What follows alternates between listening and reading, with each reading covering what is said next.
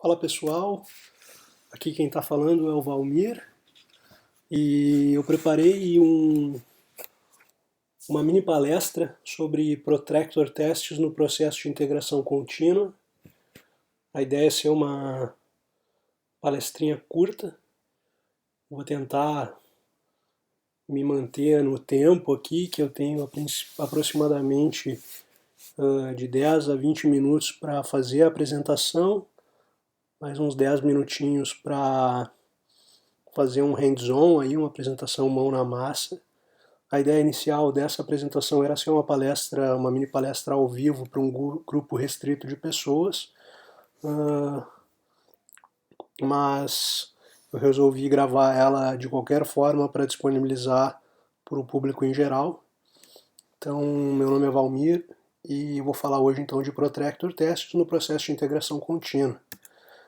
A ideia dessa palestra é abordar um tema de um dos capítulos do meu livro, que se chama Protractor, Lições sobre Testes End-to-End Automatizados, que foi lançado no final do ano passado pela editora Casa do Código. Caso vocês tenham interesse, aqui está o link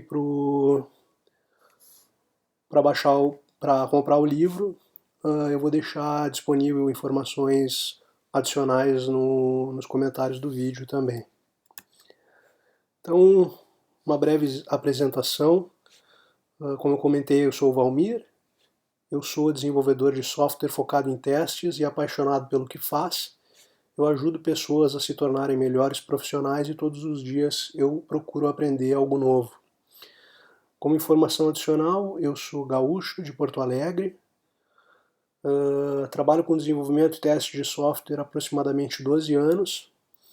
Nos últimos 2 anos eu vinha trabalhando numa startup em Florianópolis, e no momento eu estou morando em Oslo, na Noruega, onde eu faço parte do time do Appear.in, que é uma ferramenta de videoconferência, onde tu não precisa fazer login, tu não precisa baixar aplicativo nem nada, basta tu criar uma sala, que é basicamente um link URL, mandar para a pessoa para quem tu deseja conversar, e aí vocês começam a fazer uma videoconferência naquele exato momento.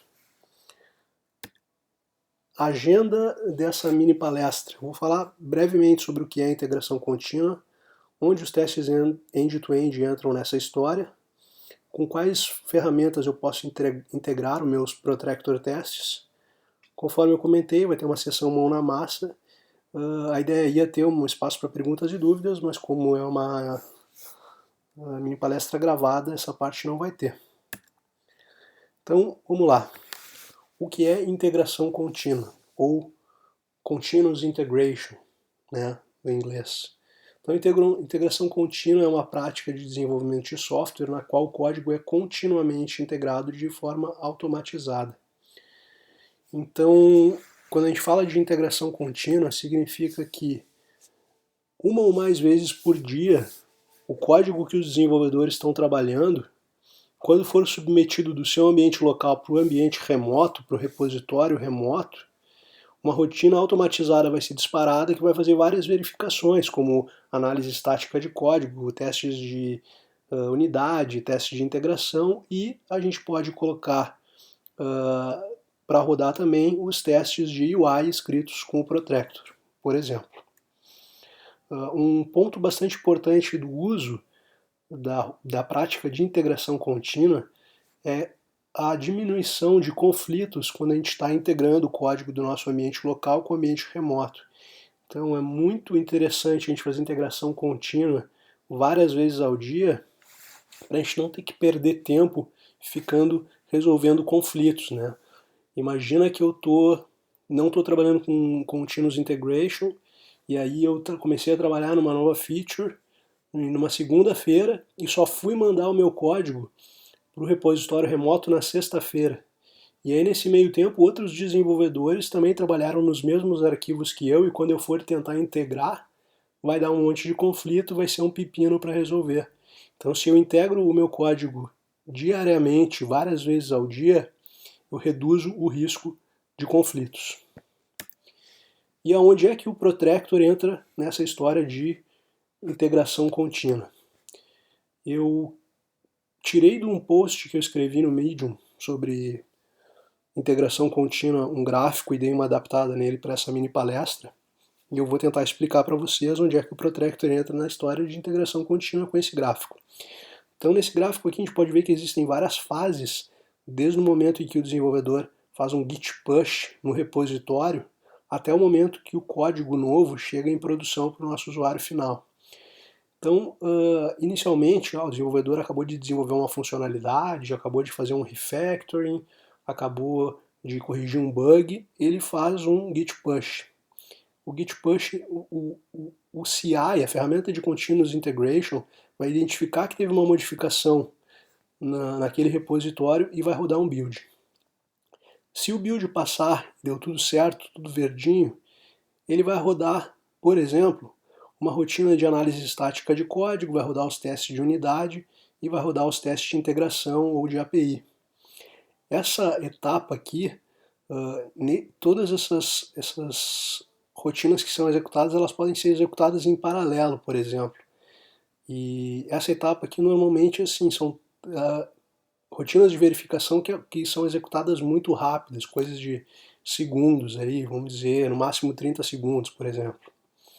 Aí digamos que tudo passou, uma próxima fase a gente vai rodar um smoke test, daí o Protractor entra nessa história nesse momento. Né? O que é um smoke test? Um teste de fumaça.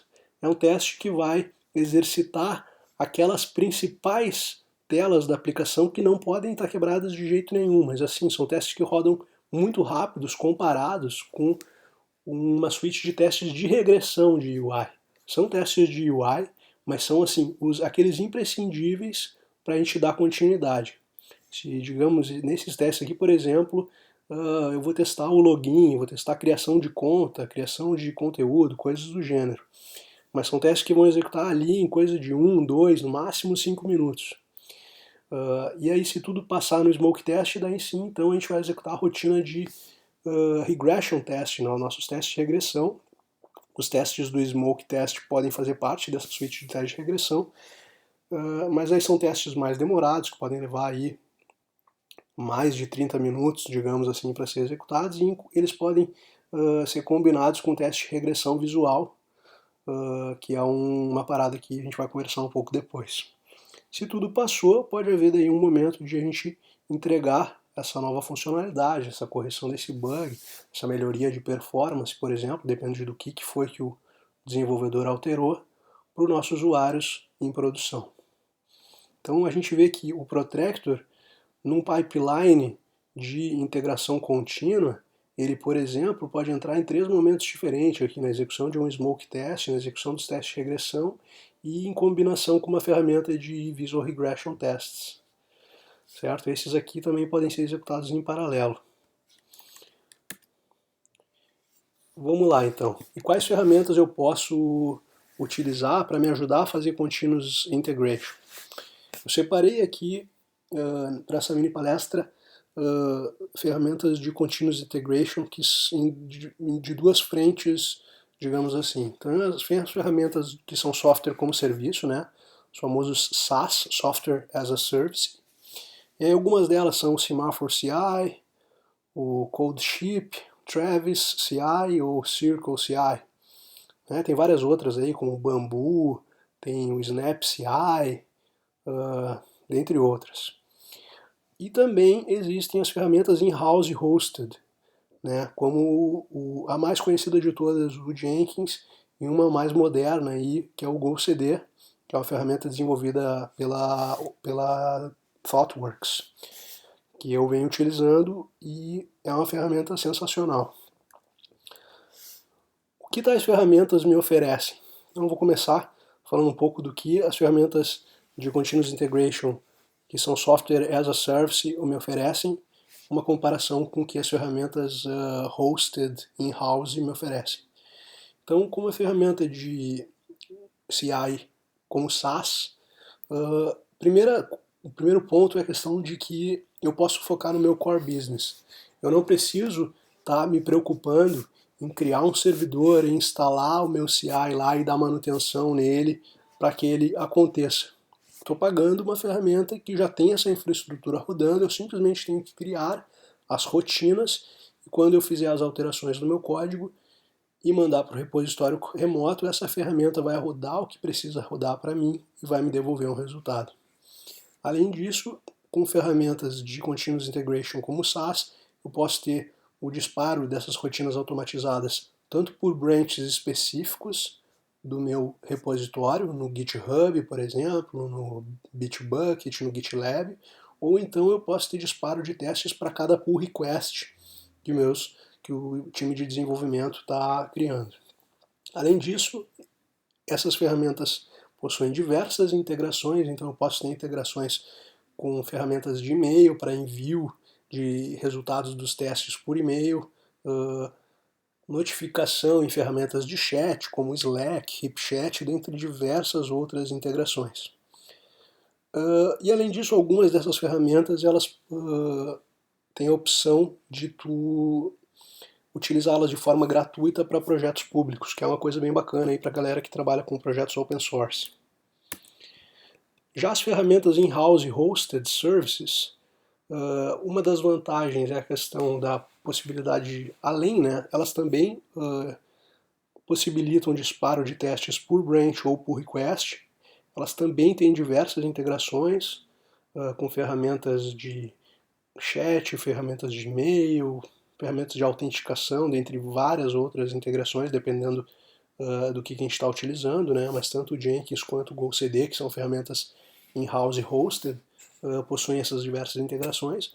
Mas um ponto diferente com relação aos SaaS é a questão da customização.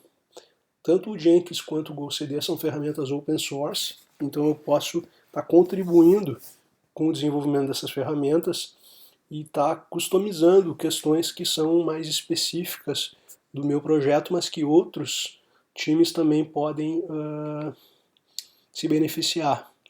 E além disso, essas ferramentas dispõem de diversos plugins, né, que são mantidos pela comunidade, que é bastante ativa, né, para fazer diversas integrações. Por exemplo, eu utilizo o GoCD com um plugin para poder fazer autenticação no GoCD através do GitHub. Então eu não preciso digitar meu usuário e senha, ele simplesmente, se eu tenho uma conta no GitHub, eu faço parte daquela organização, eu posso fazer login no GitHub, no meu GoCD a partir da integração com o GitHub. Por exemplo, também utilizo o plugin para fazer integração com o Slack. Então, quando os testes são executados, por exemplo, a gente roda os testes tanto para os pull requests quanto quando os feature branches dos pull requests são, a gente faz um merge para o branch master. Quando eu faço o merge para o branch master, eu utilizo um plugin que me manda o resultado dos testes numa sala chamada GoCD no meu Slack. Eu também utilizo um plugin para fazer integração com o GitHub, para quando eu crio um pull request, o GoCD me manda notificações direto na página do GitHub e na página do pull request para acompanhar se os testes passaram ou falharam. E o que mais que eu posso utilizar em combinação entre Continuous Integration e testes automatizados? Tem uma lista aqui pequena, mas bem interessante que eu gostaria de comentar, que é Browser Stack e Sauce Labs. Browser Stack e Sauce Labs são, diria que, as ferramentas mais conhecidas para execução de testes automatizados na nuvem, em uma combinação diversa de sistemas operacionais, navegadores e dispositivos. Então a ideia da utilização desse tipo de ferramenta é assim, eu preciso executar meus testes automatizados em toda vez que tiver mudanças na minha aplicação, eu preciso que os testes automatizados sejam executados nas últimas duas versões do Internet Explorer, do Firefox e do Chrome. Esse tipo de ferramenta me dispõe esse tipo de coisa. Então, assim, eu posso escolher a versão do Chrome, a versão do navegador, a versão do sistema operacional, que pode ser o SX ou o Windows, Posso escolher, inclusive, assim, eu quero rodar esses testes num dispositivo, num iPad, por exemplo, né? Então, uma dica do que mais utilizar em combinação com Continuous Integration. Mas, essas ferramentas também, eu posso também fazer execução de testes em paralelo. Posso assim, eu quero rodar, como eu falei, a mesma suite de testes de Smoke Test, por exemplo, nas últimas duas versões do IE, nas últimas duas versões do Firefox e nas últimas duas versões do Chrome. Eu poderia, pagando por um plano que me deixa rodar testes em paralelo, rodar esses 6 testes, né, em paralelo. Então eu consigo ter um feedback mais rápido. Porém, quando eu começo a pagar por ferramentas e para execução, essas ferramentas, né, especificamente, para execução de testes em paralelo, elas acabam se tornando um pouco caras. Né? No time do Appear.in, por exemplo, a gente utiliza o Browser Stack hoje, mas a gente não executa testes em paralelo, a gente só pode executar um teste por vez. Até quando eu for mostrar para vocês o demo aí, a gente vai tocar nesse assunto. XVFB é outra coisa que é interessante de utilizar com Continuous Integration para rodar testes de UI, né? Que é a utilização de um ambiente X virtual para servidores Linux que vão te dispor de um display virtual para tu fazer execução de testes de UI. Então, assim, um servidor Linux, por exemplo, um Ubuntu 14.04 Server, ele não tem uma versão desktop, ele não tem uma interface gráfica. Mas eu posso instalar o XVFB e falar assim, agora tu vai ter um display, e daí os testes vão ser executados como se eles fossem executados headless, né? E aí, só que eu consigo instalar um navegador, um Chrome, um Firefox nesses servidores. Não consigo instalar o IE, porque é Linux, né? Mas eu consigo instalar o Chrome, o Firefox, por exemplo, e executar testes nesse servidor que tem um display virtual. E por último, alguma coisa mais que eu posso integrar com meus testes automatizados iniciais são relatórios de teste. Né? E aqui tem o link para um vídeo que eu mostro a geração de relatórios de teste integrando testes com Protractor com o GoCD. Então fica a dica aí para clicar no linkzinho que vai estar disponível aí também para entender como é que eu posso gerar relatórios de teste. Né? Tem empresas que são um pouco mais, que tem um pouco mais de burocracia que acabou a sessão de teste, eu tenho que enviar o relatório para uma outra área para aprovar, alguma coisa assim, por exemplo. Próximos passos, né? E agora, quais são os próximos passos que eu devo seguir? Então, assim, primeira coisa que eu deixo de dica, estudar a documentação das ferramentas. Tanto da ferramenta de automação de testes, por exemplo, a documentação do Protractor. A documentação do Protractor é excelente, é muito fácil de começar a utilizar os teus... de começar a criar testes com Protractor olhando para a documentação, porque a documentação é muito completa. A API deles, a documentação da API é muito boa também, mas também olhar para a documentação das ferramentas de Continuous Integration, né? Então, assim, avaliar, eu vou usar SaaS, eu vou usar in-house hosted, né? Avalie as necessidades do teu projeto, avalie o que cada uma dessas ferramentas pode te oferecer e faz uma escolha que faça sentido para o teu contexto, e daí vai estudar a documentação das ferramentas que tu escolheu para tu criar um processo de continuous integration de uma forma profissional. Próximo passo, mais um próximo passo, definição de pipelines. Conforme eu mostrei nessa imagem aqui é um pipeline de integração contínua, né? Na verdade é de entrega contínua, porque eu estou entregando para o meu usuário final o software. Então, assim, defina um pipeline, né? O que vale a pena eu rodar antes, né? Por exemplo, assim, eu tive esses dias criando um pipeline para um dos projetos que eu trabalho, onde o que eu peguei que eu fiz para definir o meu pipeline? Eu peguei e cronometrei o tempo que cada uma das rotinas levava, tipo teste de unidade, testes de análise estática de código, teste de integração, smoke test, regression test, e aí eu consegui falar assim, esse grupo aqui eles rodam super rápidos, então eles podem rodar em paralelo no mesmo estágio do meu pipeline. Já esse aqui ele roda um pouco mais demorado, mas não é tão demorado quanto esse, então ele vai rodar logo depois desses. Esses aqui são mais demorados, então eu vou rodar depois. E isso é interessante porque digamos que porque a gente economiza tempo quando a gente cria um pipeline. Por quê? Porque digamos que o desenvolvedor acabou de desenvolver, fez o build, mas daí falhou um teste unitário. Ele não vai perder tempo executando smoke test, regression, ele já vai dizer, ó, para por aqui. E o desenvolvedor falou, pô, quebrou os testes unitários, vou ter que corrigir para mandar de novo. E daí a gente tem um feedback bem rápido. E outra coisa que também tem nessa imagem aqui é os testes de revisão visual, né? Então, recomendo dar uma olhada no Visual Review, que é uma ferramenta que tem integração com o Protractor. Eu já escrevi conteúdo sobre o Visual Review, alguns conteúdos mais básicos, alguns conteúdos mais avançados. Eu tenho um vídeo também no blog da Thaler mostrando mão na massa como isso funciona.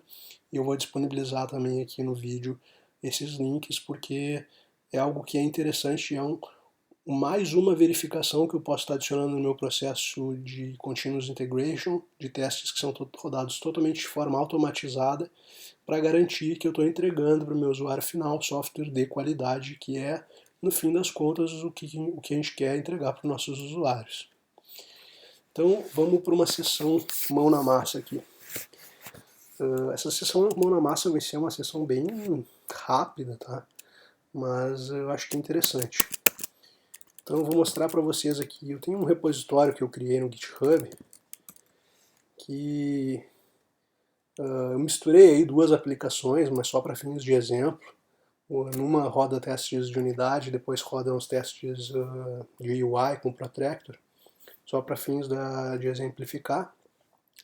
O último código que foi para o branch, para o repositório remoto, é esse código aqui, e eu tenho um commit que tem um novo teste end-to-end que foi criado, e esse novo teste, ele por enquanto só está na minha máquina, não está no repositório remoto. Então, primeiro eu vou mostrar para vocês, deixa eu ver se o pipeline do GoCD está desligado. Está desligado. Então, primeiro eu vou mostrar para vocês o semáforo CI. Eu vou fazer um git push, origin end-to-end, vou fazer um push desse último commit que está por enquanto só na minha máquina, para esse branch chamado end-to-end. Tá lá, agora esse código está no repositório remoto também. Vocês veem aqui que o meu pipeline já foi disparado, ele está buildando. E ele está rodando um job aqui. Na configuração do semáforo CI, para vocês que tiverem interesse, tem detalhado como que faz para integrar o Protractor com o semáforo CI no meu livro. Mas eu configurei aqui 4 passos, onde primeiro ele instala o projeto, depois ele roda o npm test para rodar os testes de unidade, ele atualiza o WebDriver para poder rodar os testes de UI e por último ele roda os testes end-to-end. Agora que ele está rodando os testes end-to-end, eu vou mostrar para vocês aqui o browser stack, que é onde ele está rodando os testes, ou pelo menos onde ele deve rodar. Ó, começou aqui uma nova suite de testes ser executada. São testes que eu criei para a aplicação do AppearIn, que é a empresa, o produto para o qual eu trabalho, aqui em Oslo. São só 2 testes, são 3 testes na verdade, com esse novo. Vamos ver se esse novo vai passar, até então estava tudo funcionando bonitinho. A princípio deve ter funcionado, porque era isso aí que eu esperava que ele fizesse.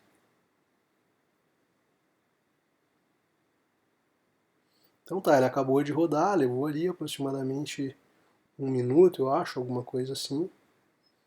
E agora se a gente vier aqui, a gente vê que o meu job passou. Ele disse ali, ó, rodou em 1 minuto e 22, todas as etapas, instalação, atualização do WebDriver e mais os testes de end-to-end, que levaram 51 segundos. E passou. Inclusive eu consigo ver aqui um logzinho, ó. 3 specs, nenhuma falha, rodou tudo, bonito. Beleza. Então agora eu vou, só para fins de mostrar uma outra ferramenta de Continuous Integration rodando, vou mostrar para vocês rodando num pipeline no GoCD. Mas primeiro eu vou fazer uma edição aqui nesse build, onde eu vou remover a execução dos testes end-to-end do semáforo, porque conforme eu comentei, a gente utiliza o browser stack sem a possibilidade de rodar testes em paralelo. Então se eu tentar rodar os testes ao mesmo tempo com o GoCD e com o semáforo, é capaz de ele conseguir criar a sessão no browser stack num lado e não conseguir criar no outro. Então, para prevenir, eu vou remover esse estágio aqui do semáforo CI. Ele vai rodar, digamos que eu tivesse uma nova alteração, ele iria rodar os testes de unidade, iria atualizar o WebDriver, mas não vai mais rodar os testes de UI. E aí eu vou agora para o Chrome aqui, onde eu tenho configurado o meu pipeline. O meu pipeline ele faz 3 passos: instalação, testes de unidade e testes end-to-end. Então eu vou despausar aqui vou tirar a pausa do meu pipeline, e visto que teve uma alteração já no repositório remoto, ele vai identificar automaticamente que teve uma alteração e vai disparar os testes. Então ele primeiro está fazendo ali o job de instalação. Inclusive eu consigo acompanhar aqui que ele está rodando. Depois que acabar eu consigo ver o tempo que ele levou. Isso é bacana, assim, quando a gente roda jobs em paralelo, a gente conseguir ver que são jobs que rodam num tempo aproximado parecido. Então ali passou o job de instalação, está rodando meus testes de unidade, e quando ele rodar, se ele passar os testes de unidade, ele vai disparar os testes end-to-end. A gente vai ver que vai começar uma nova sessão aqui no browser stack. Então, ele está rodando os testes de unidade, passou os testes de unidade, agora ele deve começar uma sessão nova aqui no browser stack, que a gente vai acompanhar rodando ao vivo.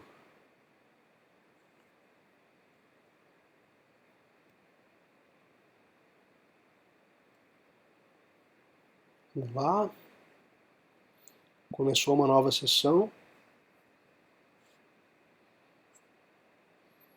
Então o primeiro teste ele simplesmente manda uma mensagenzinha no chat.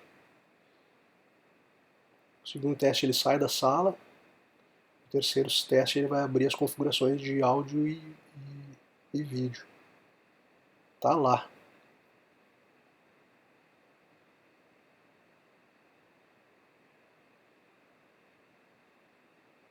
Rodou tudo bonitinho. A gente vai ver aqui que ele deve atualizar. Se passou tudo, ele vai ficar verdinho. Eu consigo inclusive acessar aqui e ver, ó, ele levou 35 segundos para a execução desse estágio do meu pipeline.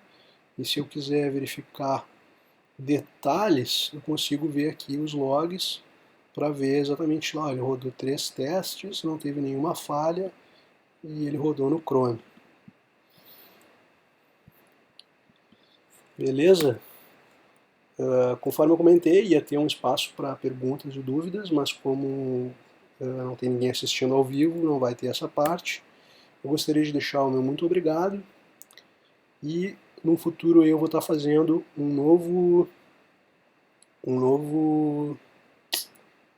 vídeo falando de algum outro capítulo do meu livro. Falou?